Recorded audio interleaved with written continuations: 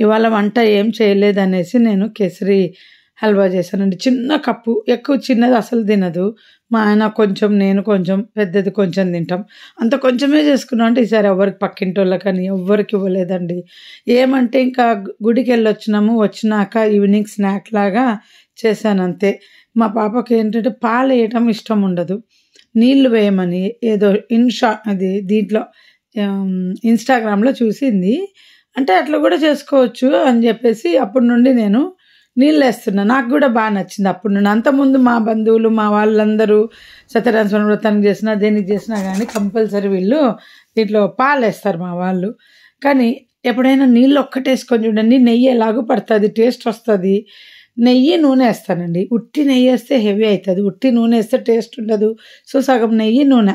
ఇంగ ఉప్మాలాగా hot water ఏయలేదు, చల్ల water ఏసాను. మీకేంటంటే దాంట్లో వాటర్ ఉందని కెటిల్‌లో అట్లా ఏసా. పసుపు ఏసాను. బాగా కుదిరిందండి. ఓ చిన్న కప్పు. యాక్చువల్‌గా చిన్న పిల్లలు చాక్లేట్ అవాయిడ్ చేయాలంటే, ఇంట్లో మనము ఏదో ఒక స్వీట్ రెగ్యులర్‌గా చేసి తినిపించండి. చాక్లేట్ మీద మోజుపోతది. చాక్లేట్ తినేది దేనికి? స్వీట్ తినడం కోసం. ఏది 2 ఇయర్స్ పిల్లలు, 3 ఇయర్స్ పిల్లలు ఉంటారు కదా! స్కూల్ నుండి రాంగానే సేమియా పాయసము, ఇలా కేసరి పాయసము, అన్నం పాయసము అలా రోజు పెట్టండి. చాక్లేట్‌ని అవాయిడ్ చేస్తారు. కొద్ది కొద్దిగా చేయొచ్చు. ఏమి ఇంతింత చేసి పెట్టనక్కర్లా. చాక్లేట్ అడిగినప్పుడు స్వీట్ నేను ఇంట్లోనే చేసి పెడతానని. చాలా బాగా కుదిరిందండి. అంత చిన్న కప్పుదేనా. నేను ఫస్ట్ టైమ్ కలర్ ఏసాను. ఎప్పుడు వైట్‌గానే అలాగే పెట్టేస్తా. అది ఉప్మా ఫీల్ వస్తదని.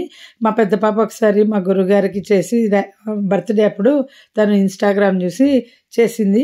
తను చెప్తుంది, నువ్వు చేసిన దానికంటే నేను చేసిందే బాగుంది. నాకు అయితే షుగర్ తక్కువ వేస్తాం మేము.